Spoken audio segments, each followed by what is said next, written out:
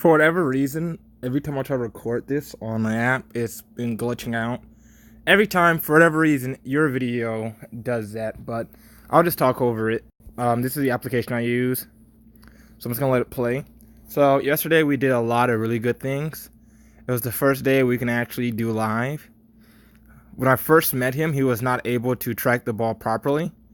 So I want to make sure that he knows that look at the very bottom swing. The ball is low and away, and he tracks it and makes an adjustment with his hands. Like I said, when I first met him, he was not able to do that. So first things first, we made tremendous progress. Swing is substantially better, but we're still working on keeping those hands close to the body.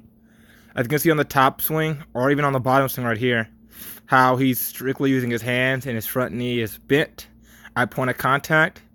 He should be rotating in that leg should straighten out. This thing right here is a little bit better. See how he's actually turning with his core. We still need to work on keeping those hands in, and still teach his body, hey, just rotate. Keep my hands in and rotate. And at the last second, I put my barrel out there. This is probably his best swing right here on the very bottom when it comes to rotating. I think this one on the top is decent. So this is what we want. See how he's keeping those hands in while he rotates. See how his front leg is straightening out, forcing his body to turn. We can work on his hand path, but for now, I just want his body to get used to turning. After that, we can start manipulating his hand path and optimize everything else. But like I said, until we get those legs turning, it's going to be all for naught. His hands are going to start dragging down and inside. But like I said, for now, we just want him to rotate. That's that motion we want. So let's see where else this video goes. But as you can see, like I said, he's staying centered. He's not falling over. After this point of contact, I want him to just keep on rotating and not do the hands finish right there. Instead, just turn all the way around with your hips. Like one motion. So from here, he just keep on turning and not stall out. But he at least knows he's supposed to rotate all the way. As you can see, he does actually turn all the way open. Okay. Sorry, Millie got a little nasally. The rain got to me. Let's see. I would fast forward through this, but it would glitch out. So this is a swing that we don't want. See how his hands are getting really far away from his body? See that? There's actually a huge space between the bat and his arms. So it's going to slow his bat down, and he's going to go through this hitting zone a lot more chopped. His front knee is bent, so I know he's not using his hips like he should. He's actually leaned forward. You want to stay back like the other swing. When you really get to it, he's going to be actually with a slight lean back. Sorry. See, same thing as this one. I just want to keep it against his shoulder and let it rotate. His hands are going before his hips versus his hips going before his hands.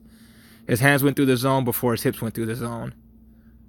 And I think this is when I told him, hey, pick up that ball, and all I want you to do is see hips first. And I think that's where we got that very first swing that you saw.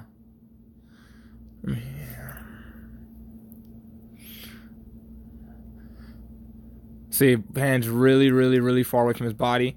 Even though he started on his shoulder, he started the tendency to push it way back and get it out there. When I say out there, I mean behind his body. See, this is when I said pick the ball up and just rotate. So, like I said, much better progress. You can see how he actually turns. He's not leaning forward.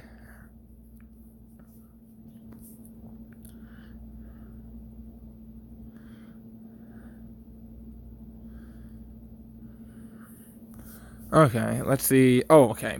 I was writing this. So out of the 5 swings we did, he did one of them properly. So we need to work on our consistency. We need to improve it.